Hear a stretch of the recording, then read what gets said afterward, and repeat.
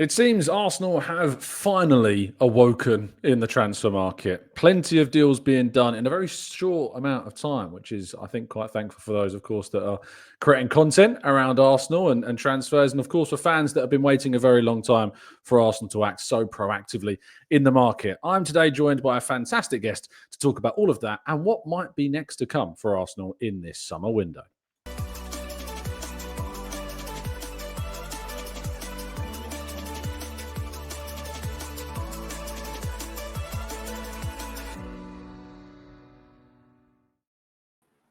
Hello and welcome to the Gooner Talk, back again with you guys and girls for another episode of what is our Arsenal Transfer Show specials. I'm joined by a guest, a friend of the channel.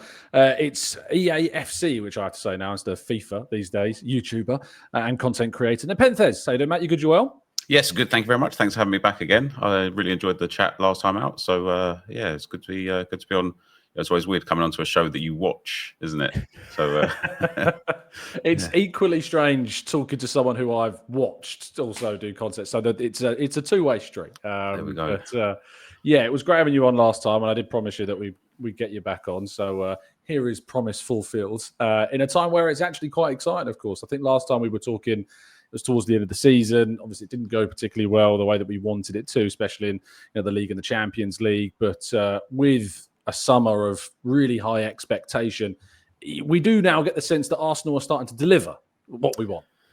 Yeah, it's nice, isn't it? I mean, Zubimendi, we knew he was coming, didn't we? I don't know why it took them so long to announce that he is coming. I think Kepa, by the way, is an insane pickup for 5 million. Really? I know we're getting like. I don't think that's a popular. Well, I think he's been appreciated, but for an insane pickup, I'll tell you why it's insane, right? And I also think the same for Norgard as well.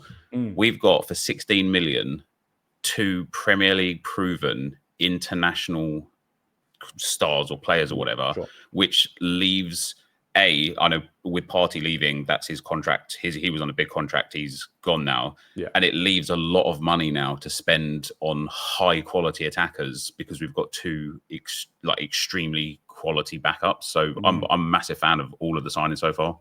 Yeah, I mean, let's stick with those 2 in particular. As you said, they're 2 Premier League players that have got loads of experience in the league. Kepa in the Champions League, of course, as well, playing for Real Madrid previously, on loan from Chelsea. £5 million for, I think he still holds the record for the most expensive goalkeeper transfer ever. Yeah, it was like 82 million or something, wasn't it? Yeah, so it doesn't put you off. We've signed another Chelsea reject then. No, I know the memes are there, right? I know that they keep throwing. When I talked about Kepa on X, like I got a lot of and there's another Chelsea reject. And I think, do you know what? Like Mo Salah and Kevin De Bruyne are also 2 Chelsea rejects, and they've gone on to be 2 of the best players on earth. So I'm all right with it, Yeah. Can you say Courtois? I don't think Courtois kind of paid for Chelsea as well, didn't he? So Yeah.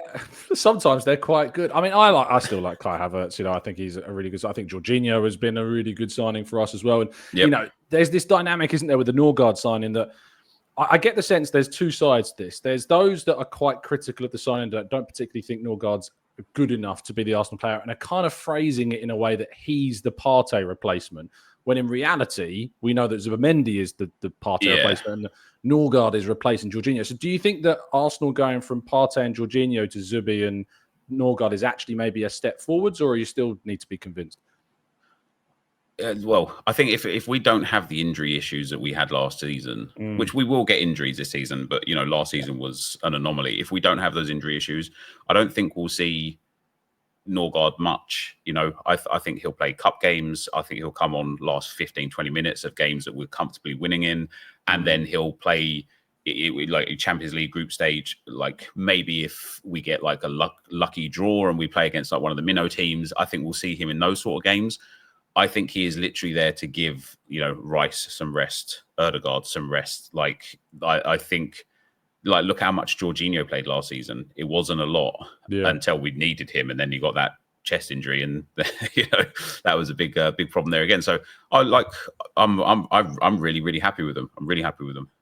Because obviously the guy that's leading everything, Andrea Berta, we've got a brand new guy comes in. Edu's gone. There's a lot of unknowns about how Arsenal might approach things. I call it a myth because I think it is a myth that Arsenal are always slow in the market. You look at the last 3 summers before this one, only really last summer is where we didn't do enough. We failed. Marino and Ricardo Calafiori came in. But in 2023, Timber, Havertz, Rice all come in before pre-season. Season before that, Jesus is in, Vieira's in. I think Zinchenko comes in after the first game of pre-season.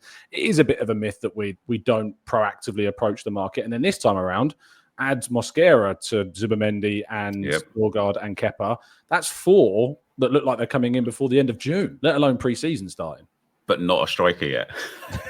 Which is why probably we've got this sense of frustration and impatience, right? So how do you weigh up the window so far, I guess, is the question, when we've not had the marquee. I mean, Zubimendi for me is a marquee signing, no doubt about that. But the forward players that we know we all crave. Yeah, I think it gets, like, I get excited when we get linked with like Nico Williams, even though he didn't have a great season last season, but he had a few injury problems. But I got super excited when we got linked with Rodrigo, because I think Rodrigo has huge potential and he's playing in a position he doesn't like. He wants to be that left winger. And although I got a lot of time for Martinelli and Trossard, I think Trossard's reached his peak. I don't think we'll get more out of him. I think he's a brilliant rotation player. I don't want him to go. I think Gabriel Martinelli is he's on the cusp. If you look at him 3 seasons ago, that second COVID season and such, he was electric. But he just seems to have fallen off a little bit, and I want him to succeed. And I wonder if true competition in that left wing will help him push on, because I don't think Trossard is that true competition. I think Martinelli feels really safe with Trossard there. Yeah, I agree. I think that Martinelli's not necessarily felt the competition, the push to raise his level. I think he does need that push to find, the best Martinelli that we saw really in 22-23, when I think he scored 15 odd Premier League goals that season. And we've not really seen that same Martinelli again. And that said, it would be interesting if the dynamic was that Rodrigo came in, because both of them Brazilian internationals. It's a World Cup year. That creates an interesting dynamic as well. So I've kind of compared Rodrigo as maybe kind of an Alexis type transfer, where you see an opportunity at one of the huge elite hyper clubs in Europe, bring them in, and hopefully they can reach new levels where their kind of their focus and their profile is much more elevated, because they're not in the team of Galacticos or Barcelona under Pep or whatever. They're now in an Arsenal side where they can truly flourish. So when you see links to Eze as well being the other one, and it doesn't necessarily have to be one or the other, but say it is a scenario where Arsenal can only afford to go for one or the other, are you leaning towards Rodrigo over Eze? No, I think Eze's. Well, I think Rodrigo, he can play a striker. He did a few times as well. Rodrigo, he's played across that whole front line, and I think Arteta sometimes lends too much power to players that can play in multiple positions, and that's why I think it's weird that we haven't signed a striker yet. And the worry is that we end up getting, for example, Eze and Rodrigo. And then we're just oh, hey, our striker's either going to be Havertz or Marino or Rodrigo. And it's not ideal. But so I think I would prefer Eze, because I think Eze could also fill that Ødegaard role if Ødegaard's not fully on his game or just needs a rest or whatever. I think Eze can cover that left wing position and that right 8 position very comfortably.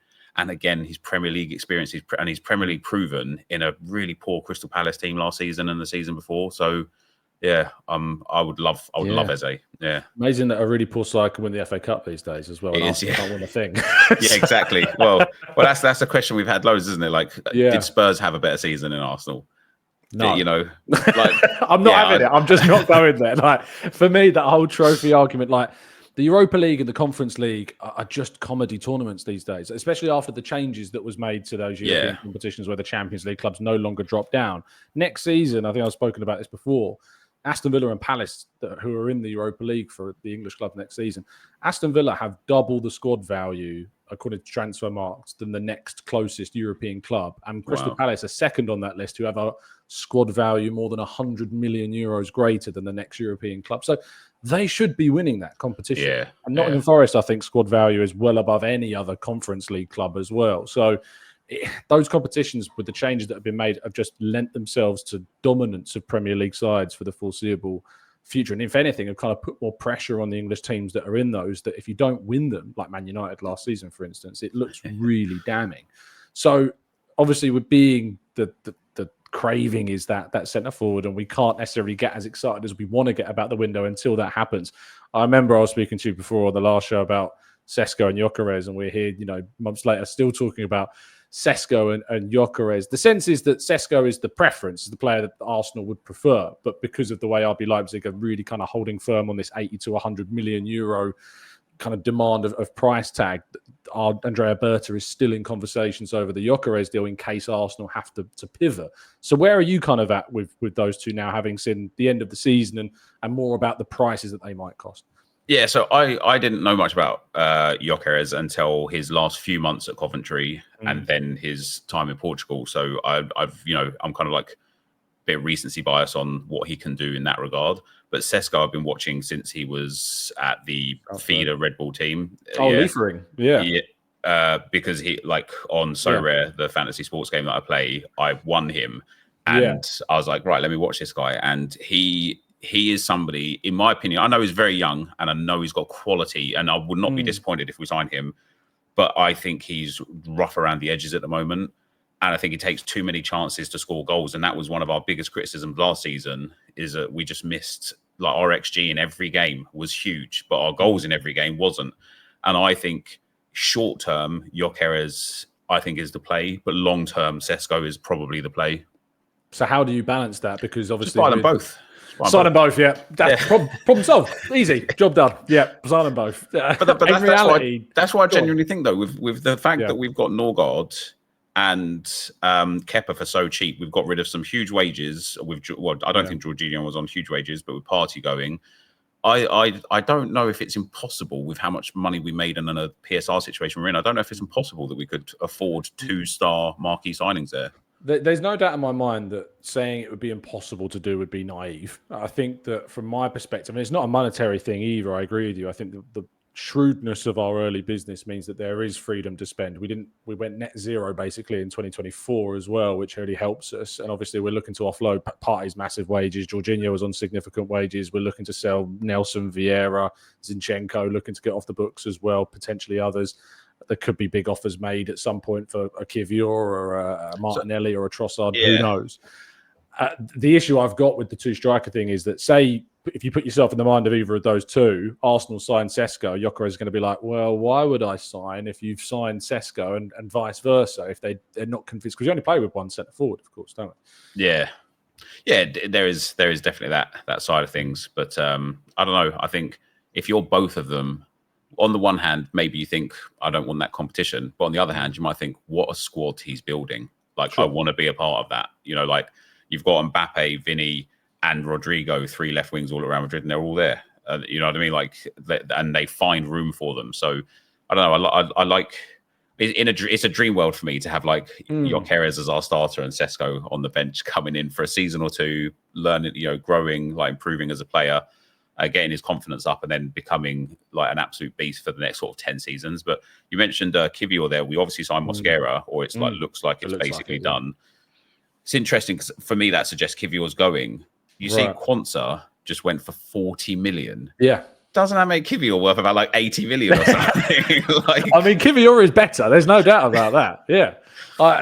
Obviously, he's English, but he went to a German side, so I don't know how much that factors in, but it usually does in the market. But yeah, I think Kivior is. If Arsenal got less than £30 million, I'd be very disappointed. If Arsenal didn't get at least 30 plus, because obviously we signed him for around 20.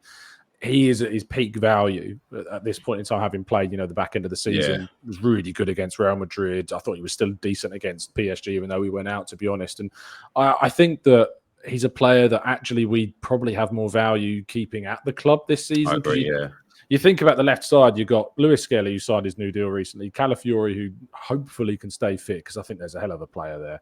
You got Kivior and Gabriel. That's your 4 players. That's not to mention that Tomiyasu still is around. He does exist, believe it or not. Zinchenko as well is still here. Yeah, until he leaves, he's still part of the squad. So that's a lot of options there. But I've always felt the right-hand side was where I wanted to see the defensive reinforcement, because Timber and White have both suffered with persistent issues. Yeah. Timber didn't finish the season very strongly in terms of his fitness, had to have that surgery, that procedure. Ben White had the procedure but didn't really manage to find his form after coming back, and I think that was because he was being asked quite quickly after coming back from that, because of how short we were. And then Saliba's basically had no backup at all. There's been no one really that can play right side of centre half unless you pigeonhole Kivior into that position or move Timber and White, but you need one or the other to be available for them to be able to do that, because you have to have a right back. So it's interesting, the Mosquera one. I've got a tactical breakdown of him coming out on Friday afternoon with John Driscoll, who's the host of La Liga Weekly, and I was looking at kind of his position. And with Partey leaving, Arteta's lost his favourite right back, obviously, as well. But Mosquera has played a few games for Valencia at right back as well. So I think maybe that's part of the reason he's kind of why we're looking at him. He's another young strengthen player. that right side in general. I agree. I mean, we've got so many left-footed players. It's crazy, right? We need some right-footed players, especially that right centre-back spot and that right-back role. Yeah, I know like Timber can play across the whole back line, but I just get worried of his like physicality at centre-back over time. Do you know what I mean? Like, imagine him against like Haaland or something, or like if Man United signed Gyökeres, like he would be bullied by a centre back, by a big striker. So yeah, we definitely strengthen there. So I'm happy for Mosquera to come, but also would agree. I think like Kivior was interesting when he first joined. He was playing we were playing 3-back or 5-back at the time, and he was playing like left centre back role. And I liked him. I thought he was quite good. And then he had a couple of clangers, and his confidence dipped. He even got dropped from the Poland national team. Like, that's how bad he was. Like, or Leroy Sané tore him a new one when we played Bayern, didn't he? And that kind of affected, I think, how Arteta viewed him. Really. Yeah. But what he did for us over the last 3 months, you look at him and you think, do you know what? I rate him. Like, he's good. Like, he's still got the odd error in him. But if you think about Gabriel when he first joined 5-6 years ago, 23 years old. Yeah, it's a good point. He had a lot of clangers in him, and he's finally got them out of his game. Touchwood, he keeps them out of his game now. Obviously, every defender's going to make the odd error here or there, but you know, Gabriel is Mr. Reliable now, and you just think, has Kivior kind of tipped over the edge a little bit now, and is actually now he's going to be an Arsenal player for the next foreseeable future. Well, I think it's the first time we've really seen him play left centre half in a back four, and that is his best position. He was playing a lot of left back, and I think that exposed a lot of the frailties in his game, as I think it would if you play Gabriel at left back. It would expose a lot of those frailties. I love the fact that he's got a brilliant long pass in him. He's got such a fantastic long ball. He finds those runs of Martinelli and sometimes Havertz or whoever's playing at centre forward really, really well. And he's a threat from set pieces. He's scored, from set pieces for Arsenal so far as well. We know Nicolas Jover's working his magic. And I was looking at the heights of the players that are coming in as well. Your Norgard and Mosquera, all 6+, and Gyökeres and Sesko. Either one of those is well over 6 foot. Jover's going to have an absolute wet dream over the man. So centre forwards and tall players coming into the side that he's got for his set piece training next season. But yeah, you mentioned the word dream, and I'm curious, kind of, if you had your dream situation, obviously keeping it as realistic as we can, but I imagine Arsenal have probably got the finances for 6 or 7 signings this summer. You can mention obviously the players that we've already brought in, but what was that kind of dream scenario for you looking like? Kind of who we've been linked to, really. Before Lewis Skelly emerged as well, I did think a new left back would have been nice. I personally like the traditional left back, like the Ashley Coles and Robertson. And so it was again a little bit of a catch-22 with Tierney leaving, because he was a godsend for us during those COVID seasons, right? I feel like him and Tomiyasu really helped transform the kind of connection between the fans and the players, because their work rate was insane.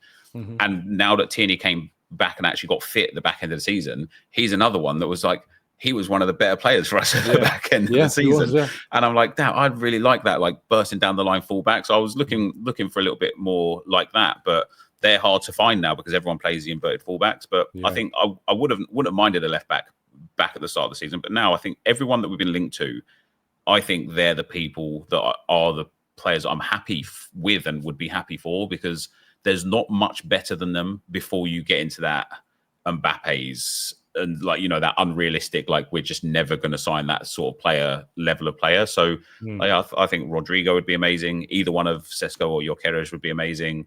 I think Eze would be unreal for us. And I'm kind of glad we didn't get Nico Williams now, seeing the wages is going to be going on and how his season was last season. Maybe we dodged a bullet there. Yeah, I've been a big fan of Nico Williams, but I've always, and until those links to Rodrigo, who I just didn't see really 6 months ago as being an attainable option. When those links to Rodrigo emerged, it really did kind of, I think, highlight the gap between what we were thinking about signing, but actually what we could potentially end up with is a player, obviously, of such a higher caliber than Williams. He's a good player. I think he will do well at Barca.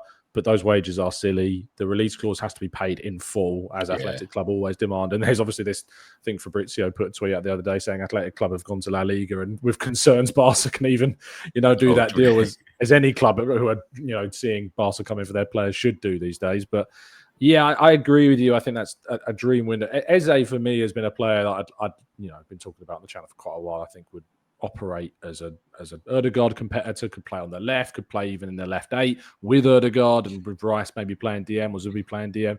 It gives us a lot of different options. He makes us, I think, more unpredictable and makes teams think twice, when they're coming up against us. So, and we've really lacked that. We have a lot of players that, like when you see them in the team sheet, where they're going to play when they're on that team sheet. We've lacked kind of somebody, I think, that can play across so many different positions. I mean, when Aaron Ramsey was at the club and would play right wing sometimes or right midfield, DM, attacking midfield, you never knew really sometimes where Ramsey was going to pop up. And I think we maybe lacked that kind of goal scoring midfielder. With Ødegaard's goal scoring form dropping off quite a lot as well. I want to ask you obviously as well about kind of how our rivals are looking, because Man City and Liverpool we expect to be the 2 key contenders. Chelsea obviously always threatening to try and join those, but I'm not necessarily been too enthused by. I like Liam Delap, but I don't think he's a transformative signing like, for instance, Florian Wirtz is for Liverpool. Yeah. Jeremy Frimpong, very, very threatening in terms of his play. Gyökeres, one of the best left-backs in the league last season, and there's suggestions Liverpool, could even go in for Mark Guehi before the end of the window as well. Those Isak links are very, very loose. I'm not putting too much stock in that. But then you got Man City as well. The players they brought in. Cherki looks very, very exciting. Reinders as well from AC Milan. Ait Nouri, a very underrated player at Wolves, and I think has got a move that he deserves.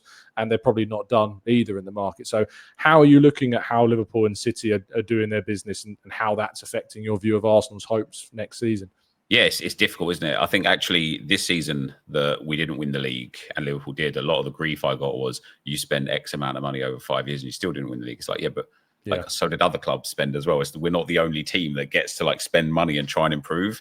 And I like Arne Slot is a very good manager. Like for Feyenoord, he was exceptional. I followed Feyenoord a lot again because of so rare reasons and got to know a lot of their players. Obviously, Quinton Timber plays there during Timber's twin brother. Yeah. And so I think with Florian Wirtz signing, say with Frimpong, with Gyökeres, if they get Guehi, which I think they will, and this morning I saw them linked to the Gyökeres as well, it's they honestly, I think they might end up with the best first 11 in the league. And then it comes down to depth and rotation and, bottle at the end of the day. When I look at Man City's lineup in the Club World Cup, they've got 2 insane teams again, haven't they? They've got their first team is insane. Their second team is insane. There was a few years, 4 or 5 years ago, where their second team could genuinely have won the Premier League. Yeah. They were that good.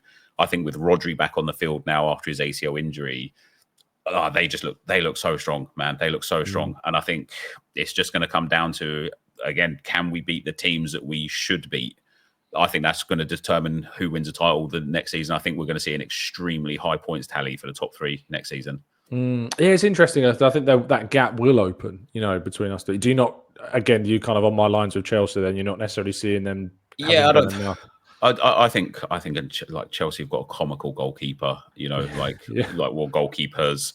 I think even Cole Palmer, his second half of the season, when he's not delivering, Chelsea aren't performing. His output went down. His goals and assists dropped off massively at the back end of last season. And Chelsea's form, they might have still been picking up the results, but their form, their general quality wasn't quite as good. I think Delap, we were looking at Delap, obviously. So if we signed him, he would have been He would have been perfect, the best striker in the league. But because Chelsea have signed him, he's effectively an Arsenal reject at that point, isn't he? Yeah. I know people laugh at Arsenal's ownership and have been indifferent about Kroenkes, but if I was a Chelsea fan and I'm looking at the business that they've done on a top bowler, yes, they're back in the Champions League. I think more so as a result of how poor the teams that were competing for the Champions League actually were last season, more so than what they have done themselves. They just keep spending 20, 30, 40 million on these kind of unknown 18, 19, 20, 21-year-olds that might make them profit in the future. I think there was a clip of one of their executives who was on kind of doing a talk, and in the talk he was talking about how the footballing sport, the sport of football and the transfer market can be used to make such high profit margins just by buying and selling young players. And it's just if that was the executive at Arsenal speaking about kind of transfers in those terms, I would be fuming with my ownership. I would be so lacking enthusiasm in kind of where my club was going. So yeah, I don't look at Chelsea with too much. Yes, they've got good players. Yes, they've got the likes of Cole Palmer, etc. On his day could be one of the best players in the league. But looking at their business this season, they've already spent over 100 million. They brought in Liam Delap, obviously, to be their new centre forward. Who, if we're honest, a 30 million pound centre forward is not what Chelsea needed to take them forward. Nicholas Jackson and Delap are not too far away from one another in terms of quality. Esteval, can't say I know too much about him, but again, I think that's kind of telling in itself. You've got Dario Asugo from Sporting, 20 million quid. Mamadou Sarr from Strasbourg, 10 million quid. Kendry Paez, 10 million quid. Like, this isn't business of theirs that's going to see them close that gap to Arsenal, Liverpool, and City. So yeah, I'm with you. I don't particularly rate it too highly. So obviously, Liverpool and City both feature in our first 5 opening fixtures of the season. That we kick off our campaign away at Man United. As soon as that came out, I was like, I've got to book. And I saw it was 4:30 on a Sunday. I was like, I've got to book a trip to Manchester on a Sunday night to get a train home early in the morning is not ideal for the first game. You got Leeds at home, Liverpool away, Forest at home, and of course Man City at home, the 5th game. So 4 out of the 5 teams are, of course, I was going to say 4 out of the 5 teams are playing in Europe next season, but Man United obviously they are not, aren't. But obviously considered one of the big 6 traditionally. So 3 of the big 6 in those first 5 games. Forest obviously I would say a better team than Man United these days as well, based upon how they finished the season in a European qualification spot. And Leeds, who obviously are a little bit of an unknown, obviously they only went down from the Premier League a couple of seasons ago, but are one of the more promoted sides that will still be relatively unknown under. Is it Farker? I think still there. Yeah, I don't know if he'll still be manager come kick off of the Premier League. It's a weird one, isn't it? Yeah, I think it's Leicester today, as we're recording this, have just sacked Ruud van Nistelrooy. So, oh really? Yeah, strange time to sack a manager. At this point, just before pre-season is about to start, you think it would have been done ages ago, but it's not.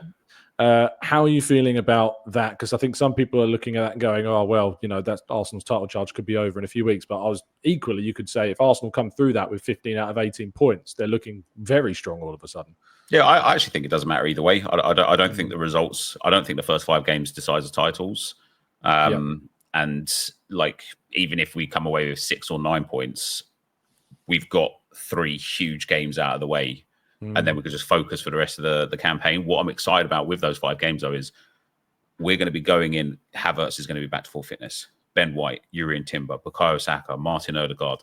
Rice is going to have had a proper rest. Like, we're going to have all these new signings coming in as well. Like, we are going to be starting the season 100%. There will be no excuses. And that leaves me excited, because I think we could have the possibility of just going to steamrolling all of them, because we're just in great health, in great position.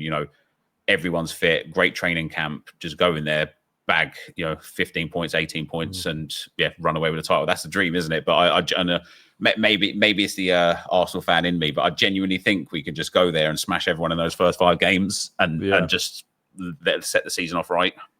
It's going to rely upon, obviously, Arsenal getting that business done. The longer the striker scenario goes on and the closer you get to the start of the season. If we start pre-season without that centre forward in-house, transitioning and integrating into the squad, it's going to be frustrating. I know obviously we want Arsenal to get the right players, and sometimes those bigger deals are more complicated to do and they take longer, but they have to get those players in before pre-season. When does our pre-season start? It's like 2 weeks. So we fly on the 19th of July and the first game's on the 23rd, so we've still got just under a month 3 weeks to do. It's a long time. We were seeing this week how quickly you can get deals done and how quickly things can accelerate. And they will, So Eze, for instance, has a release clause. To my understanding, if Arsenal do move for him and do activate the release clause, the personal terms are not an issue whatsoever. He would be very up for joining Arsenal. So if they do move on for that, it will be because they feel as though Rodrigo is not attainable. But, suggestions are, certain David Ornstein was mentioning this on one of the Athletics podcasts, is that Arsenal are looking to try and sign 3 attacking options this summer. So it would be great if they could land Rodrigo, one of Sesko and Gyökeres, and Eze. That would be unbelievable bit of business by Arsenal that really would transform, I think, people's thoughts about what our ambitions are. And I guess that to round off the show, I'm sure we'll speak again before the start of the season, but what are you looking at in terms of what needs to be done for Arteta really to stay in the minds of those that aren't, your Arteta outs and your Arteta ins and those that are kind of willing to enjoy the ride. Is it as simple as if he doesn't get a title, we don't carry on? Or is it a case of we just kind of have to wait and see how it transpires? It's difficult. Before I do answer that, though, I also just want to tell something I'm really looking forward to for next season, because I think he's going to be a star. Everyone thinks he's going to be a star, mind you. But Max Dowman getting minutes in the first team, I'm so excited. The most pressure on a teenager of all time. It is, but I don't expect to see him play many. Maybe some Carabao Cup games, and like what we did with Nwaneri a couple of seasons ago. Yeah. Maybe the odd minute here or there. But I think Max Dowman is like superstar level. But I think for me personally, I look like, I'm a lot of an older generation of an Arsenal fan. So I've gone through the kind of like just pre-Wenger era, the full Wenger era, the Ljungberg and Unai Emery, and where Arsenal were when Arteta took control of them, and the context, especially last season, of the significance of the injuries that we got. Yeah.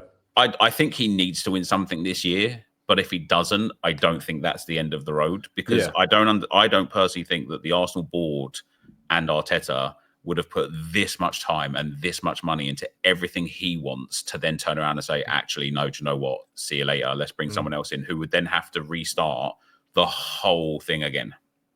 Yeah, I think the way you phrase that is spot on. I think he needs to win a trophy for him. Like he needs that kind of that reference point, that thing to point to, because he's got the FA Cup from 2020. He's got, inverted quotation marks, 2 Community Shields, which he does reference when asked about silverware, as you probably would do in his position as a manager.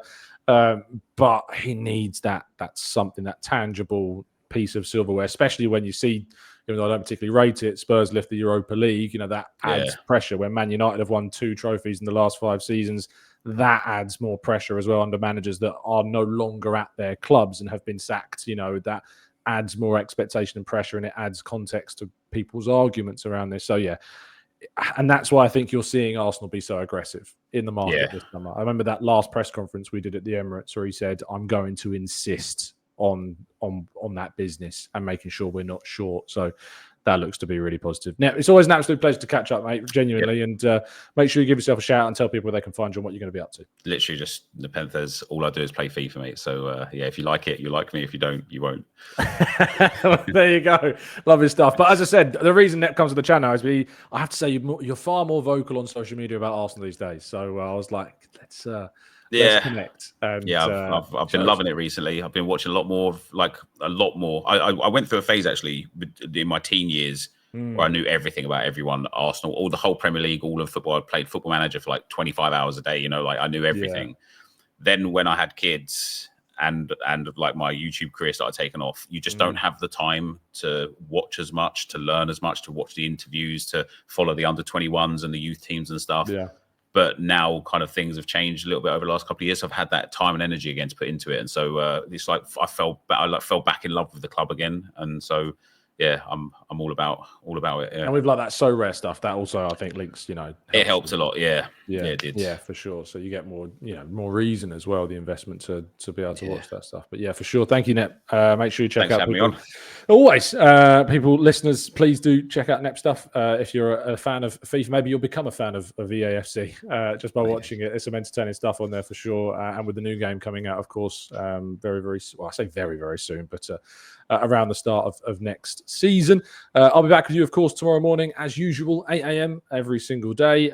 We may or may not have already had, I think we probably would have by now, the Christian Mosquera tactical breakdown uploaded on the channel, so you'll be able to see that as well. But stay safe, stay well, stay happy and respectful, and as always, up the Arsenal.